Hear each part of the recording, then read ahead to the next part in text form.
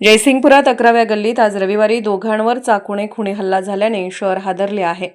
आकाश नलवडे आणि शाहरुख मुजावर हल्ल्यात जखमी झाले असून पुंडलिक नामक व्यक्तीवर जयसिंगपूर पोलिसात गुन्हा दाखल झालाय।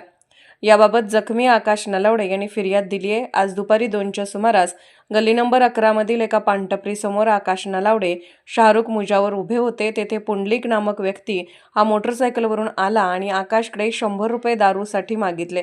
त्यावरून वाद होऊन चाकू हल्ला झाल्याचे फिर्यादीत म्हटले आहे। दरम्यान शहरातील मध्यवस्तीत घटना घडल्याने शहरात भीतीचे वातावरण निर्माण झाले आहे, तर पोलिसांच्या कार्यक्षमतेवर प्रश्नचिन्ह उपस्थित केलं जात आहे। हल्ल्यात आकाश नलावडे यांच्या दोन्ही मांडीवर तसेच हाताच्या बोटावर वार करण्यात आले असून तो गंभीर जखमी झाला आहे, तर शाहरुख मुजावर याच्या पायावर झालेल्या चाकू हल्ल्यात तोही किरकोळ जखमी झाला। संपूर्ण घटना जवळील सीसीटीव्ही कॅमेऱ्यात कैद झाली आहे। याबाबत माहिती शहरात पसरताच पोलीस ठाण्यासमोर गर्दी झाली होती। अधिक पुढील तपास पोलीस करत आहेत।